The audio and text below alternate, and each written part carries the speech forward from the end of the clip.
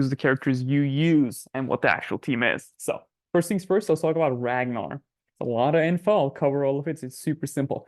Ragnar right now is one of the best conventional damage dealers in the game. This is because he has an ability called Power Creep. Uh, so, jokes aside, the reason he is the best damage dealer is because he has 7 hit space, and his passive gives him 3 additional hits when he gets into melee with something. Um, he also has an ability called Beast Slayer. This is a passive, which effectively gives him plus 20% damage against guild raid bosses. And this makes it so when he is buffed, he gets to heights that are unreachable by other conventional characters. So, as you can see, he has good health, good damage, good, what's it called? Armor, 3 move, up to 4 move, 25% with a rapid assault, right? It's really good. Final Vengeance, that shouldn't matter for guild race, he's not going to die. We look at his uh, passive, it's called Saga of the Warrior Born. It's extra hits and extra crit damage, and he has a crit item and a crit booster, so you want to crit a lot, 7 hits up to 10. Sometimes critting will add a lot of damage if you're able to crit at all. We'll cover that. Speaking of crits, his passive, he does a howl, and that increases his crit chance, and it gives him additional damage. Additional damage is cool. It goes up to 2000 at max rank. I don't have that at max rank. It's my character. If you look at his crit chance, base, he has 40% crit chance. And when he uses Howl, his crit chance goes up to 76%.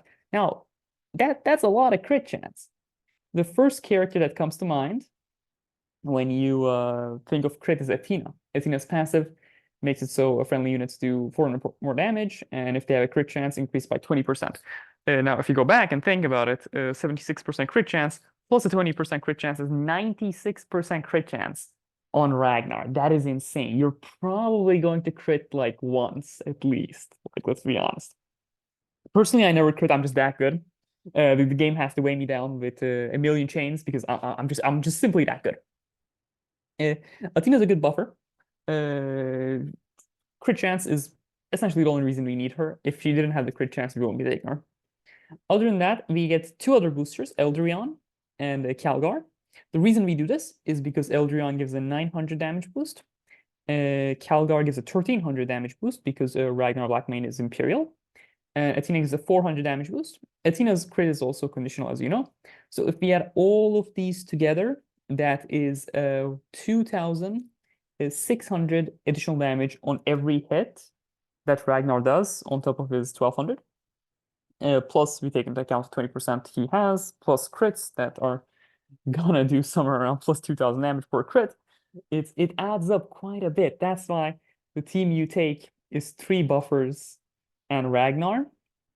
What you want to do is essentially put Calgar and Athena in proximity of Ragnar, put LD in proximity of the boss, and then Ragnar uses active. The first turn, you do like 100,000 damage. Super simple.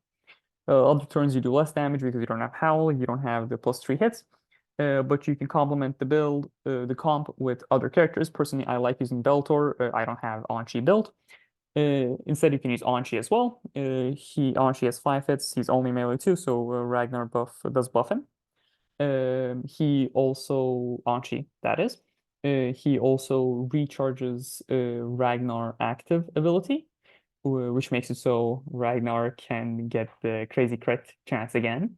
And you can use other characters, only melee characters, just Hark and World Claimer. I know a lot of you have that character. And other than that, all melee. I mean, it's kind of limited. I mean, personally, I like Bellator. Yeah, I do use Bellator into tank because just moves fast. I like him. You can use Jane Zar, perhaps. It's because she's an Eldar character, so she will get the additional bonuses from Eldarion and Athena. Other than that, I mean, personally, I wouldn't use anything else. I've seen some people in my guild use Isle of Null. I'm not a big fan of that, but I do understand the thought process behind it. Personally, I wouldn't use it. Anyways, that's the build. It's super fast to do. I just wanted to get it out of the way so I can talk about it.